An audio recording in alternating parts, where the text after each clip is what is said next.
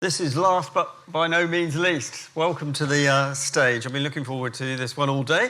We spent a lot of today talking about the future, but we haven't yet heard much from the people who are actually going to have to live in it. Our final panel brings together 4 young people who are already engaged in various kinds of politics or civic life and who represent a generation that will experience the consequences of the decisions being made now for rather longer than those making them.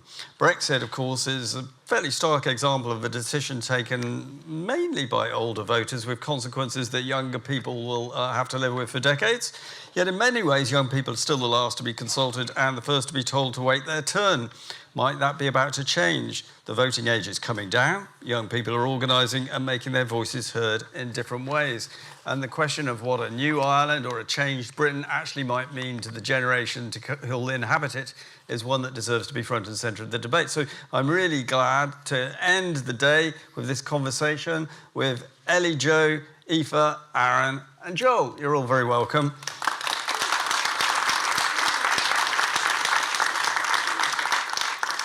Ellie-Jo is from the SDLP Youth, has been one of the most energetic voices advocating for young people's places in the political debate.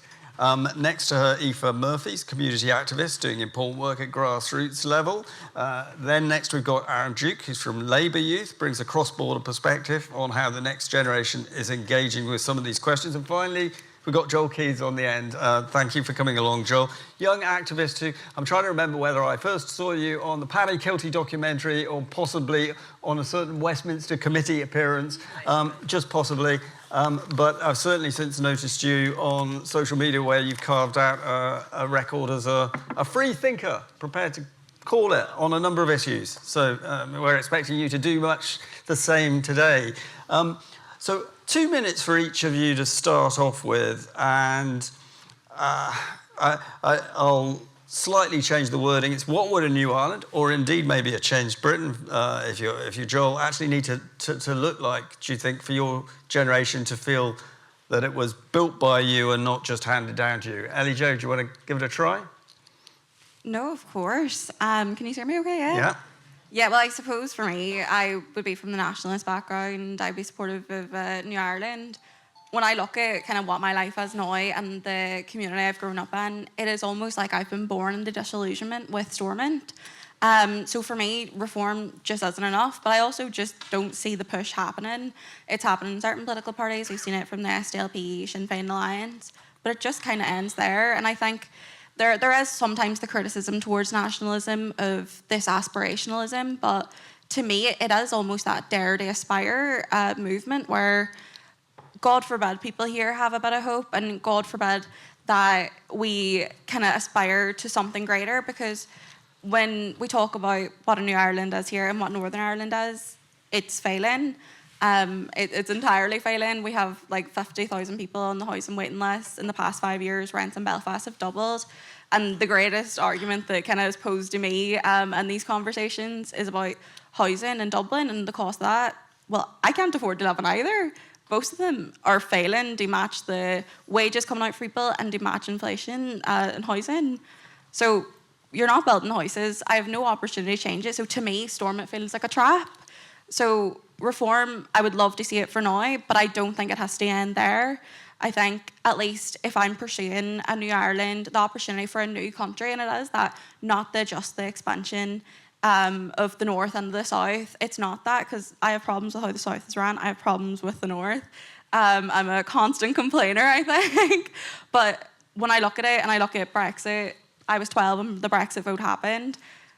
It's proven to me that major constitutional change can happen, unfortunately in the case of Brexit, but that we absolutely need to plan for it and prepare for it. But in this new Ireland, I would actually have the opportunity to change it, and I don't see that opportunity at all in Stormont. The reform isn't there. We've had many years of dysfunction, and I think the fact that we sit and are pleased with ourselves for the fact that we have Stormont isn't good enough, and it should be shocking for me to say that at no point in my life have I had a regular government in Stormont, an effective government in Stormont. But it's not impactful because neither of most of us, my parents haven't, my grandparents certainly didn't. So what else are we here for? I think I want to aspire for something. I want to kind of embed hope in our politics, which is something that I think young people really, really drive the road on. we have something to hope for, and I think there's less of an argument. So I think when we look at Stormont and people are pleased that it's just there, come from an older generation, you absolutely should be appreciative of that, because there's so much history there that this is a hugely positive step. But when you come into my generation, we don't just accept it as the bare minimum. There is probably a sense of privilege in that, but an absolute sense of necessity that it's a desire of privilege. We're not worth any less just because we were born in a place of division. Like, we are absolutely entitled to good healthcare and good housing. And it's just whether we'll put the steps in to achieve it. So I think that's kind of where I go with the argument. Aoife, do you want to go next? Hopefully it's working. I hope so too. Thank you so much, Mark. It's a real privilege to be here. So thank you very much to the SDLP for inviting me to speak alongside such an excellent panel. Similarly to Ellie-Jo, I was 10 when Brexit happened. So I think in the context of this conference, it's interesting to hear so many people talking about it as a past event, when for me it's the political environment that shapes my whole adult life and everything that I've sort of known since I've become politically active at quite a young age. But for me, in terms of your question, Mark, in terms of how a new Ireland would feel like it's built for us and with us and not just sort of being handed to us, is youth participation and meaningful engagement with young people being embedded in every aspect of that process. I come from a youth work background. I've worked for the Northern Ireland Youth Forum for a number of years. It's been an absolute privilege to be their vice chair and sit as a trustee. I think the reason why I have the privilege of sitting here today on this panel is a ripple effect from the investment that youth work has put into me. And it is very disappointing in recent times to see that investment start to disperse. You know, the community and voluntary sector can't continue to do 100% of the work with a 64% cut. It's just not possible. In order for young people to be engaged and brought into a new Ireland, they have to have these opportunities. Grassroots organisations and third spaces are the key to that future. I think third spaces in particularly recently have become a thing of the past. We don't see a lot of those spaces for young people to sit and talk and engage in. There's not a lot of spaces outside of schools that allow for young people to make cross-community. I always sort of tell a funny story of, you know, not coming across someone from a Protestant background until I was 15 in the youth forum. And frankly, like, that's a disappointment in my education that was the case. So youth work really shaped me and my political views, the person that I am today. So for me, in a new Ireland, for me to feel like I've been brought into it is to see young people being brought along behind me. We have an excellent panel here, but I do think sometimes it can be the same young people in the same rooms repeating the same things. Young people from working class and rural areas are disproportionately less likely to get involved in politics. I'm from Newry, very proud of Newry. I like to call it the great metropolis, and I talk about it probably a bit too much, but I do find people from my area less engaged, and it's very disappointing, certainly when there's so many incredible young people there. But I think back to the third spaces, that's where we need to be going. We need to have genuine investment in that. The government, I think often we talk about like young people as the future of Ireland. When does that future begin? When does institutions decide that they're ready to have us not just at the table, but influencing the table? So yeah, I think it is incredibly important. And yeah, just thank you so much for having me here today. Thanks very much, Aoife. Aaron, do you want to go next in terms of what you think you and your generation want out of a new Ireland? Yeah, so I just want to say it's brilliant to be asked to come up for this. You know, I want to thank the organisers. You know, it's a privilege to be sat up here on the stage. But I'm more grateful for the opportunity to kind of be in this room, to be able to hear from the voices of the people on the ground and across the political spectrum. You know, it's the fresh wave of motivation and information that exactly what I want to be able to bring back down south and be able to spread to as many young people as possible. So, but yeah, I mean, in my experience with young people in the south, we do kind of have this dream and hope for United Ireland. We know how we'd vote in the referendum, but we do just kind of feel like it's a case of wait until it comes about. You know, I think within this, it's a bit of will for ignorance towards it when it comes to unity. Instead of there being conversations on how we as a collective get us closer to it, it's a lot easier for people to just wait around till others sort it out, and it kind of just gets swept under the rug, which I think happens with a lot of political discourse, especially in young circles. You know, like I found that there's a worry that if a border poll were to happen during this kind of age of youth political disenfranchisement, then regardless of a United Ireland or not, there wouldn't be a good enough deal or end result to stop the exodus of young people on the island. You know, I'm conscious that the work has to come from us and we have to make our voices relevant and heard. through the type, and I do feel it's through the type of rigorous organisation that we don't currently have. I see serious potential within like National Students' Union that we have that's yet to be utilised, as well through like political youth branches and the like, but none of us has yet been able to address the real barrier that's kind of the lack of hope that young people have in Ireland for their future here. You know, when you have ministers telling us that there isn't a timeline for the homelessness figures coming down, when they put through legislation that just raises rents and puts us further away from being able to get outside the family home, and especially like cultural spaces, as Aoife was saying, they continue to either erode or just get more expensive. It's pushing people to extremes, and it's very easy to see why hope wouldn't be there. So yeah, I mean, as a democratic socialist, I do look at the question of the United Ireland. I look at the political climate, and I see an opportunity there. You know, Labour Youth, we've always advocated for James Connolly's vision of a 32-county socialist republic. You know, not just a United Ireland, but a new Ireland determined by the Irish, rather than just the will of the market or the grip of the top 1%. So, you know, you look at kind of the biggest projects around the world that are really taking young people in. I'm looking at like the Belgian Workers' Party and the machine that's currently getting built in New York through Zoran Mandani. You know, they're getting these victories and they're getting these achievements through a distinct vision of change.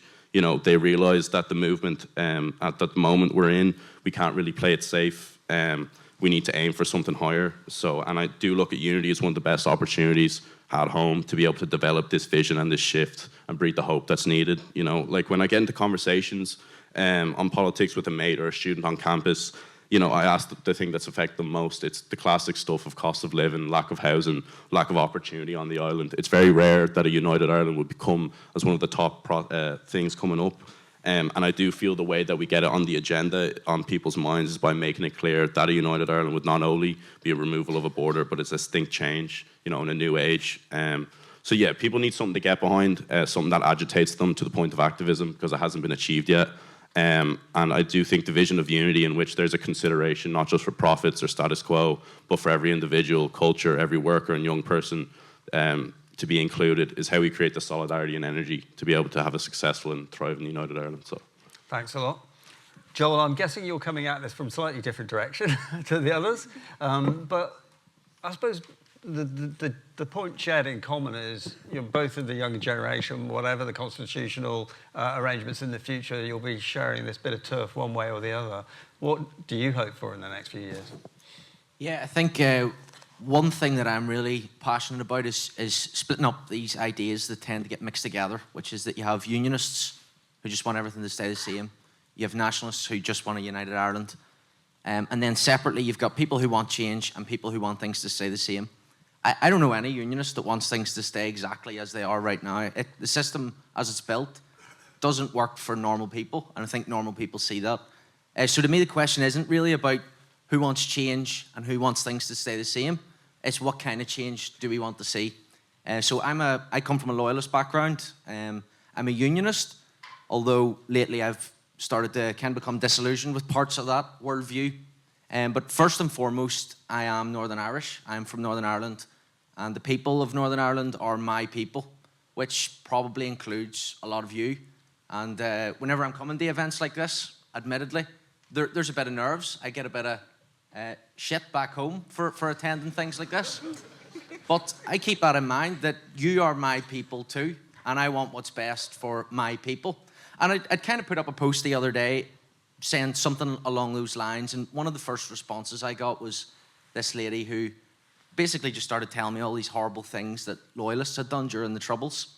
And to me, that's a little bit like slapping down a whale in front of me and telling me to eat it before we can do anything else. And I've been thinking about this idea of eat the whale a lot. So I've actually heard it come up a lot in some of those other panels. Kwame, I think you mentioned this as well, that it happened at the discussion you were at. But it's basically this idea that whenever two people from different backgrounds, typically here we're talking about a unionist and a nationalist, sit down to have a conversation about what the future might look like, or how we might move forward, or what comes next. A lot of the times it feels like this whale of our past gets slapped down in front of you on both sides, and we're not allowed to continue with the conversation on peace and reconciliation until you've eaten the whale. Now, I reckon with enough time I could probably eat a whale, but I'm not going to get it done in one sitting. And if someone's going to insist that I eat the whole thing before we can talk about anything else, we're never going to talk about anything else. And so for me, if I could leave you with one idea, it would be this idea of the whale. Look out for it. You'll see it in every conversation that you have with people from different backgrounds, and call it out. Just tell them, I'm not going to eat the whale. We're going to have to be able to move forward before we cover every issue of the past and make sure everyone's satisfied with every solution. Yeah.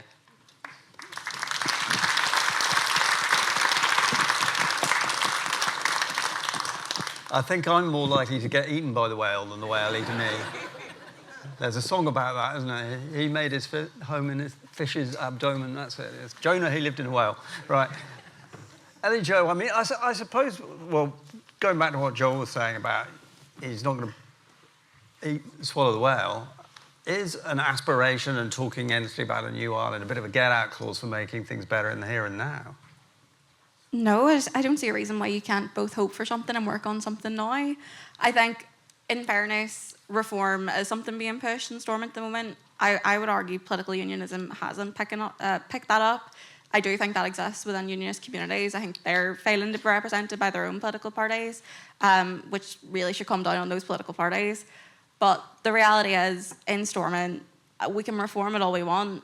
Even if we go to the Westminster level, 18 MPs out of 650 MPs of massive, massive levels of policy that we cannot even begin to address.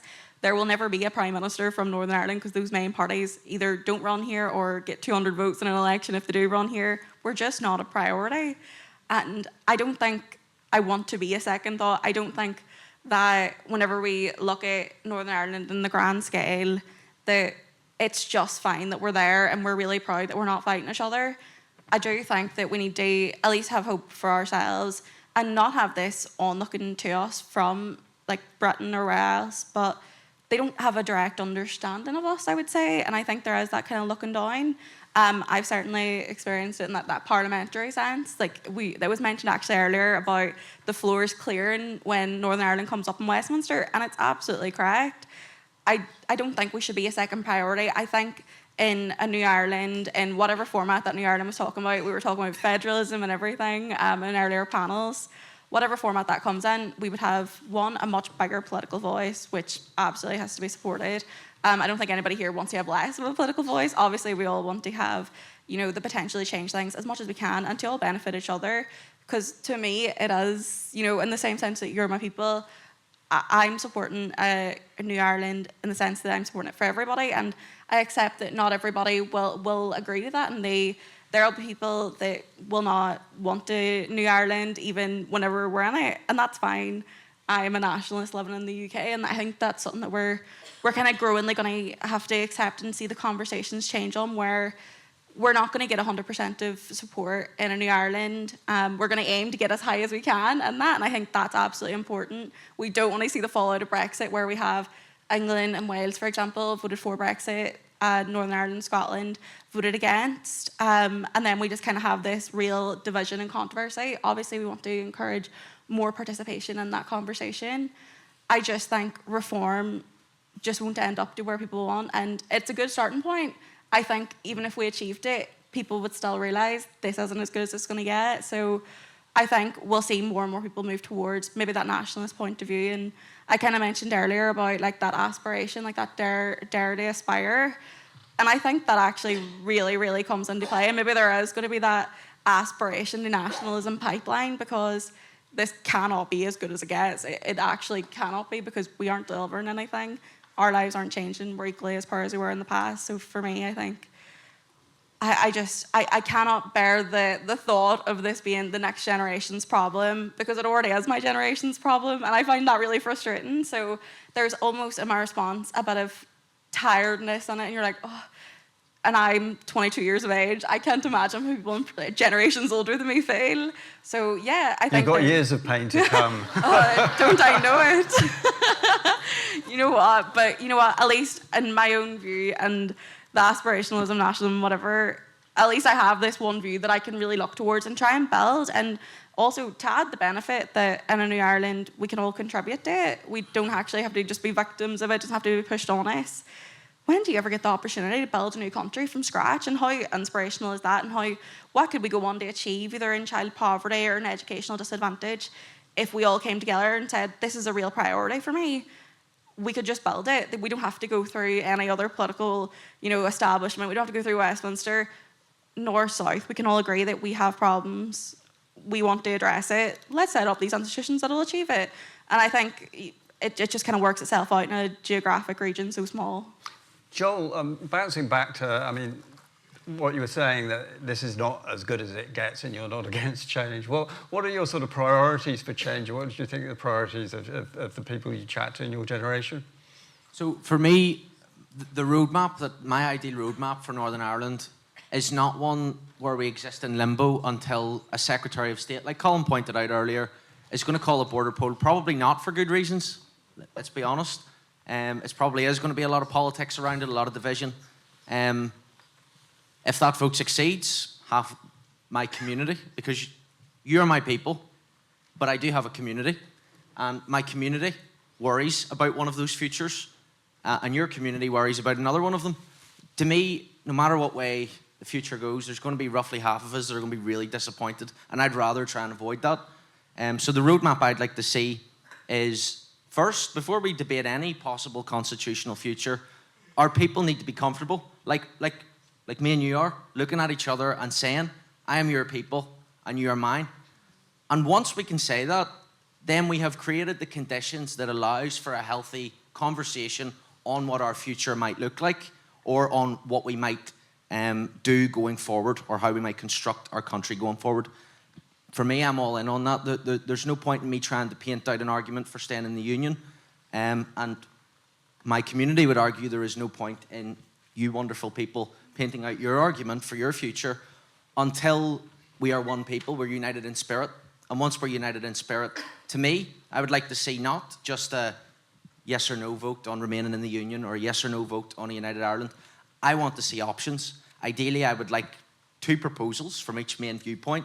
I want to see 2 forms of what a united Ireland might look like.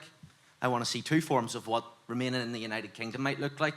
And I want 2 completely unique, creative ideas. And I don't know how we would decide on which one to go for. I don't know if we might do a process of elimination or some type of single transferable vote. But to me, I'm interested in other solutions. But the problem that I imagine a lot of you have, hearing that from someone coming from a unionist background, is that a lot of the time it may sound like, or come across as, and a lot of the time it is, just an attempt to delay your desires and your goals. And I think Colin touched on that as well, that you have waited a long time to get what it is that you want. And I appreciate that. And I don't know what we do about it. But yeah, I just want you to know, I hear you. I get it. And I worry that if we don't decide and agree on a new way forward, not necessarily from an outcomes perspective, but from a process perspective, how do we make this decision healthily? To me, the future always holds violence. What is the best way to go about trying to ensure that things happen peacefully, however they occur? I mean, is it just a case of waiting? Is it a case of matter of time? Or is there any kind of process of reassurance that can be embarked upon? For me, I'm not 100% sure, because I'm not a doctor of psychology or anything. But what I do know is that whenever I went into high school from a very right-wing, working-class background. I went in probably slightly racist, probably slightly homophobic, and I came out none of those things. And that was because I was able to make those stupid arguments in front of probably one of the most important women in my life, my feminist English literature teacher. And she was able to tell me what an idiot I was in front of me, to my face. And to me, it wasn't her telling me, you're wrong and here is why. Miss McLaughlin is what you called her. She engaged with the argument. She engaged with what I was saying to show me how it was ridiculous, to make me sit in a room in front of all my peers, unsure of what to say next because the teachers just owned me with facts and logic or whatever. To me, that's the way forward. To me, the way forward isn't creating spaces where we don't talk about our backgrounds, or where I don't mention the fact that I'm a loyalist, so that I don't piss off anyone in the room. And you guys don't have to hide the fact that you want a united Ireland and that you're nationalists through fear of pissing off people in the room. To me, you should be able to bring all of that to the table, and that is peace. Peace isn't hiding things that divide us and acting nice in front of each other. Peace is putting everything that divides us on the table and still being willing to look them in the eye and say, you're my people and I'm yours. Aoife, I mean, Joel's quite articulate when he's talking about his Northern Irish identity, and we do know that there has been a bit of a growth in that. Is there something, I suppose, we can get drawn into, should there be a Stormont, should there be a PSNI, all the political structures, but is there something at a social level now going on in the younger generation which is gelling the community more here or not together? And I think, not to sort of go back on my original points and like what I had previously said, but in terms of gelling communities, it does happen in those youth clubs, it does happen on those Gaelic pitches, it does happen in community centres. So for me, those are the places that we can really find a way to engage young people from across different backgrounds. I've been privileged to engage in North-South youth forums and cross-community groups where you bring the most polar opposite people into the room, and people always do find a middle ground. And generally, I find the middle ground is on things like education and housing, and particularly education. I think that is what a huge amount of young people care about, maybe in their later years, sometimes especially. It's incredibly important for them to receive, and having a non-bias, like being able to see perspective in your education, which is sometimes something, unfortunately, that's not really accessible in our schooling system currently. So often it's the small moments, I think. Sometimes we put a lot of pressure on young people to have these grand solutions to the problems that's been created by the generation above us, which I enjoy engaging in at any level, but there's an onus and a pressure putting on to small groups of young people to represent larger groups, when in reality we should be going into those small clubs and we should be going into the small groups, whether it's dancing or sport. For me, it was always politics, and that was kind of what I did in school, and trying to set up politics initiatives and women in politics. And that's where I really found people who I was able to engage with and bring them into a room. I went to an all-girls Catholic school in Newry, and in my last years of school, I had this big idea. I wanted to organise women in politics event and have 5 female politicians in the room. And that was the first time a lot of young people had met someone or a politician from the background that they're not. And I did focus groups with the students in the lead up to it, and they were like, "So Aoife, tell us, who am I supposed to be voting for?" And we're Sinn Féin. No, we're DUP, aren't we? And I'd be sitting there going, how do I deal with this? How do I engage with this as a young person also? So yeah, for me, I think it's the small moments, it's small groups, and it's meeting young people where they're at, and that's kind of where you find those social issues. There's a real passion in it, because for a lot of young people nowadays, the first thing they think about isn't their identity. I mean, I do. I think that's the reason why I got so active in politics. I was having that existential identity crisis put on from the above generations and so on from a young age, but for most young people, it's not. It's about caring about their sports and caring about their extracurriculars. So, yeah. Aaron, I mean, you're obviously very politically engaged, and you're au fait with the teachings of James Connolly and so on, but not necessarily everybody in your generation is following all of that. I mean, you did say that when you were chatting to some of your friends, I mean, they may not have even thought about a united Ireland. And does Northern Ireland seem a place a distance away? Yeah, I mean, I think the fact that it just doesn't come up in normal conversation, again, like if we're talking about politics with a mate or something, it's not that, it's cost of living issues, it's housing and stuff, and there's no real connection towards that. You know, obviously there's a strong Sinn Féin contingent always around, like in UCD as well, where I'm based, and they'll be bringing it up, but, sorry, would you repeat? Well, it's really, I suppose, whilst Joel next to you is feeling Northern Irish, do people kind of feel that the Northern Irish of either side are a completely different lot up the road? Yeah, I mean, I think especially in the last few years, we've seen a very big boost in nationalism in Ireland, like definitely down south, you know, with like the kneecap and stuff. There's been a really big revival of the Irish language, and I think that kind of has brought the idea of unification or of the north of Ireland back into people's heads. And again, I think it's just a matter of being able to include it in the conversation again. Like again, I'm talking about like the political disenfranchisement. When that's so present, it's hard to push on to bigger issues when the only first things that come up is the small or the bread and butter things of, you know, how will I be able to afford to live here and all. But I think it does just come through engagement on both ends. Like even from becoming chair back in February, kind of immediately the SDLP youth reached out to me and to our crowd, which was brilliant. And we were able to come into Belfast. We were able to have the conversations, and I kind of realised that I was being somewhat ignorant myself to Northern Ireland, because again, I would be focusing on how do I activate, young people in my college or in my community, and it wasn't coming up in conversations. But I realised that, this is a day-to-day mindset for everyone up north, and it's somewhat selfish to not be able to take it into account when we're talking about a broader vision. And as I was saying before, when we need a vision for an actual change, it has to include talking about a united Ireland and talking about the Irish question. So, yeah. Joel, I mean, in your community, it's kind of a heart business as opposed to a head business, I suppose, isn't it? But what will be the kind of things that people would say to you as why they would think it's such a bad idea? Would there also be practical bread and butter concerns? I suppose in a roundabout way, there's a concern of trust, and I think that that's a genuinely held concern. And I'll be frank, there is a belief that you guys would put my community lock them in their own areas and take away their rights and do all this crazy stuff. It sounds ridiculous because it is, but to them it's not. It's a very real fear.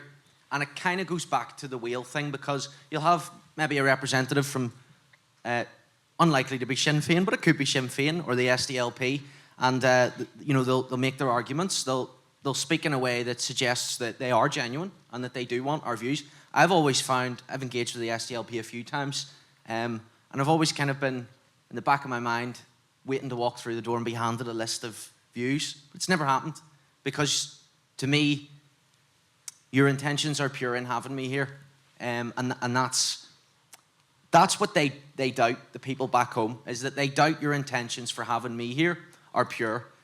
My community and members of my family believe that I'm sitting here on this stage so that you can go back to funders or governments or your teams and say, we consulted Loyalists. And that was a concern of mine too. Is that what they're doing at the very start? Never found that to be the case. I come here, I'm not the only token unionist here. There seems to be quite a wide range of views. The first panel, in my opinion, spoke more about futures within the United Kingdom than futures outside of it. So to me, there's a lot of worries about your intentions, about what it is that you want to hear from us for.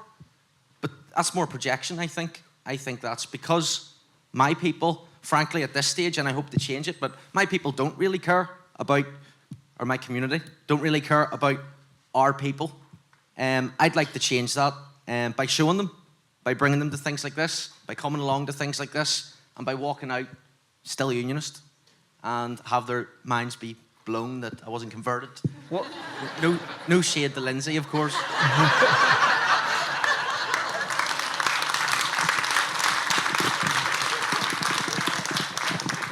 You didn't see what Lindsay put in your drink. In terms of the future of the UK, do you feel, what are the sort of ramifications, I suppose, of the growth of English nationalism, do you think, for your community?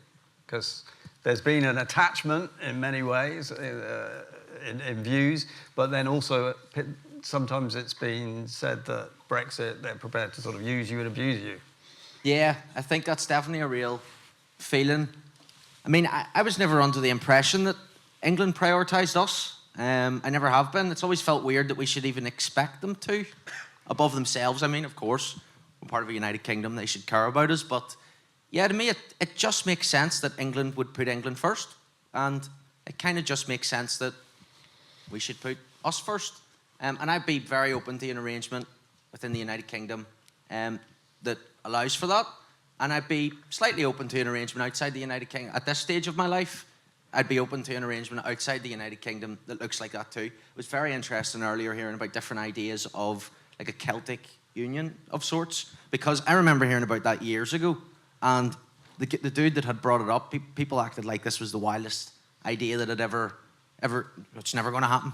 And yet here we are sitting, and I'm hearing about these ideas still today. To me, that's reassuring that we're not just kind of funneling ourselves into the two, change everything or change nothing. I like that we're exploring different alternatives. I like that the SDLP is exploring different alternatives. it proves where your motives are. Ellie-Jo, I mean, not just to reassure Joel, but because it's a fact of life that these two islands are going to still be sitting there geographically alongside each other, and people are still going to be getting on planes and boats and going to see football teams across there. There's still going to be families that are living in different parts of the islands. Have you got a kind of wider sense of how a new Ireland should get along with its neighbours? Yeah, of course. And in a new Ireland, Britain would be our closest neighbour. It entirely makes sense in the same way that Dublin and England operate. There is a level of cohesion. There is north-south, east-west dialogue already. And I do want to touch on Joel's point there about that fear and that lack of trust and maybe nationalism's motives. I do hope I speak for most, if not all, nationalists and say that a reverse of partition would be an absolute failure of a new Ireland. It would be the greatest failure of my generation if that happened. Because I believe that partition was bad for all of us, is my overall belief, and that is my consensus as a nationalist. I believe that Protestants in Derry and Catholics in Derry, no matter what their, I suppose, position is now, we were all harmed by it, whether it was infrastructure links, whether it was economic discharge. It was a disaster to all of us here in this island. So in terms of engaging with England, engaging with Britain, yeah, absolutely. I think there should be that. And I also think there should be a space in New Ireland for people that hold the British identity. I don't have a problem in that. I'm secure enough in my Irishness in saying that, yeah, if you are here and want to be British in New Ireland, I think that should be accounted for. I think some people maybe wouldn't agree with that, and I think shame on them for that, because we can't change people overnight, and we're not going to change people overnight. So the reality is we're still going to have people with these links, in the sense that, you know, maybe I can get an Irish passport now. Maybe we need to keep avenues like that open. I do think there's so many more initiatives that we could engage on that we don't at the moment. And it's not to say, and I know we shouldn't be England's priority. Probably my position is that I don't want to be in a union with them. But my perspective is we're not going to be any priority, because typically prime ministers are coming from England. They're huge hubs, the huge MP amount of numbers there. We're just not a priority at all, is my thing. So I don't think it's that we should be prioritised over England. I just want this to be a priority for ourselves. And I think, to me, that is choosing a future in a new Ireland, and it's choosing ourselves and what we have control over. Ellie-Jo, thanks very much. Anna, who's organising me, has given me the evil eye here. So on that note, Ellie-Jo, Aaron, Aoife and Joel, thanks very much. Big round of applause.